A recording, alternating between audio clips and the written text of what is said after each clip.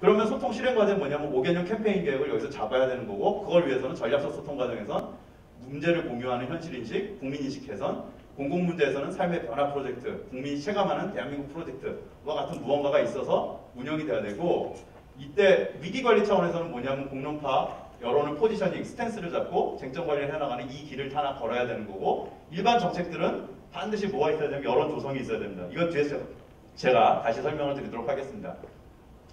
자, 그래서 여기에 보면 뭐 인력의 문제, 조직의 문제 이런 것들이 있는데요. 시간 관계상 이건 앞서 그 좋은 말씀을 앞에 토론에서도 뭐 이윤하 교수님도 해주셨고 했기 때문에 제가 간단하게만 말씀드리고 생략하고요. 보면은 조직의 문제에서는 구체적으로 들어가자면 그 사례를 보면은 이게 맞든 틀리든 간에 예를 들면 지금 농림부 산하에 있는 그 EPIS 같은 조직들이 다른 부처도 만들어야 된다고 저는 생각합니다. 이 사람 여기서 그 기능하는 것이 손발의 기능을 하든 어쨌든 간에 있어야 된다라고 하는 부분. 그리고 또 오늘 토론을 맡아주신 농림수산식품부의 그와 같이 이슈관리팀이라고 하는 부분의 필요성들이 저는 개별 부처, 타 부처에서 반드시 가져야 되는 기능이 아닐까라는 생각들을 해봤고요.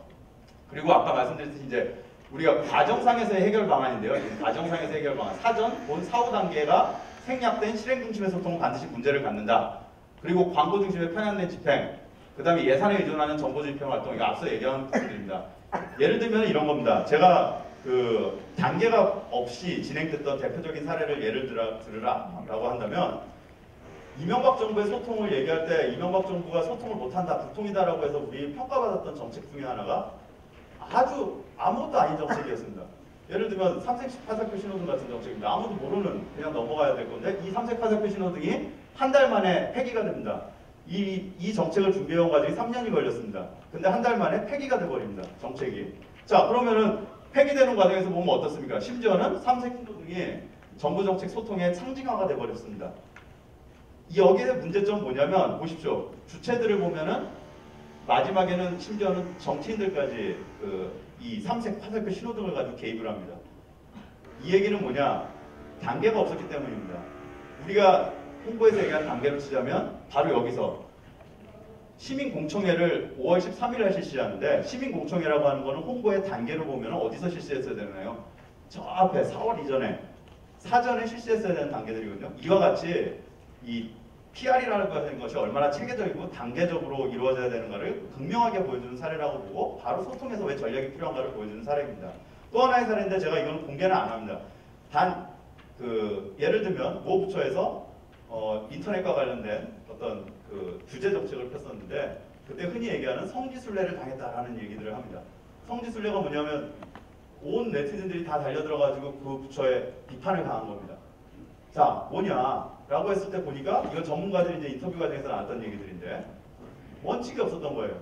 정부의 이름을 걸고 소통을 하고 있는데 어떤 상황에서 어떤 내가 대응을 해야 되고 어떤 말들을 해야 되는가에 원칙이 없다 보니까 누군가 한 사람에게 개인이 공식적인 개인이 개인 대 개인으로 뭘 한 겁니까? 약간 좀 감성적인 대응을 한 거죠. 그러다 보니까 문제가 발생하는 겁니다. 이런 것들이 이제 원칙 가이드의 문제 뭐 이런 것들이라고 저는 생각하고요. 결국 소통 과정상의 문제 해결 방안을 위해서 뭐 이런 이슈 단계별 활동도 이슈 관리 능력을 강화를 통해서 결국 이끌어 나가는 부분들도 필요하다고 봤습니다. 자, 그래서 소통 평가의 문제 해결 방안, 평가의 문제점 그리고 개선 방안 앞서 말씀드렸던 거고요.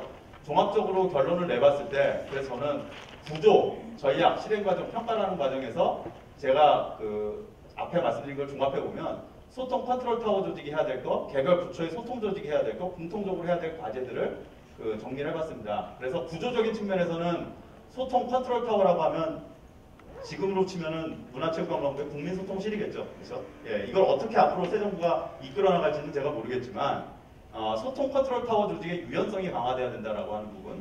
그 다음에 정부 소통의 원칙과 가이드라인이 개발돼야 되고 공유되고 교육이 되어야 됩니다. 정부에서 정책 홍보를 교육한다고 하면서 공무원들을 교육을 시키고 있습니다. 근데 재밌는 건 교육을 하고 있는데 교재가 없습니다. 자, 이런 상식적인 문제에서 한번 출발해 볼 필요가 있다. 여론 수렴하고 분석 기능이 강화돼야 된다. 국민소통실에서 여론을 계속 분석하고 있습니다. 그런데 손발의 역할을 합니다. 여론을 분석하는 사람들은 머리 역할을 해야 되는 사람들인데 손발의 역할만 계속하고 있습니다. 정보만 생산해내고 있는 거죠. 이래서는 안 된다는 겁니다. 자, 정책 책임자 그룹에 대한 여론, 정인지 채널이 가동돼야 된다는 겁니다. 자, 그리고 소통 인트라넷을 활용한 정보 공유 체계가 수립돼야 된다. 개별 부처의 소통 조직 뭘 해야 되느냐? 조직적으로, 구조적으로는 정책 홍보팀 내 이슈 관리 전문 조직을 신설해라. 그 다음에 아까 말씀드린 대로 산하기관을 활용한 소통 전략, 전술 지원 조직 신설을 통한 홍보의 일관성을 유지해라. 홍보 전문가 등 소통 전문 유역의 활용성, 전문성을 제고해라. 라고 하는 부분입니다. 홍보 전문가가 언론인은 아닙니다. 언론인이 홍보 전문가는 아니라는 거죠. 그렇죠? 예. 자, 그리고 전략적인 차원에서 보면 소통 컨트롤 타워의 조직 했을 때 대국민 소통의 중장기 전략이 수립돼야 된다. 정부 소통의 5개년 마스터 플랜의 수립, 정책 홍보의 사전 사후 등 단계별 접근에 따른 프로세스 체계 확립, 그리고 이 뭐 핵심 쟁점 갈등 정책에 대한 이슈 진단, 소통 방안 마련, 스탠스를 검증하는 과정을 수립하는 거. 산하 조직에서 그럼 뭘 해야 되냐? 산하 연구기관을 활용해야 됩니다. 그들이 생산해낸 구체적인 데이터를 근거로 단계별 전략 수립을 상시화하는 이런 홍보 활동이 전개된다. 실행 과정에서는 저는 5년간을 지속할 대국민 통합 캠페인이 전개돼야 된다. 그 다음에 관행적인 매체 집행의 비효율성 개선을 위한 대안이 마련돼야 된다. 정부 광고 집행의 효과성에 대한 재검토가 필요하다고 저는 생각합니다. 그리고 쟁점형 정책 과제의 소통을 위한 부처 간 협력 유도, 유기적 협력 체계 구축, 그 다음에 세부적인 소통 가이드라인 제시, 특히 SNS와 관련해서 더욱더 그렇습니다. 그리고 개별 부처에서는 정책 부서별 홍보 활동에 대한 효과성 점검, 그리고 부서별 홍보 활동 지원 강화, 그리고 광고 및 정책 PPL 전개 시 필터링이 강화돼야 된다.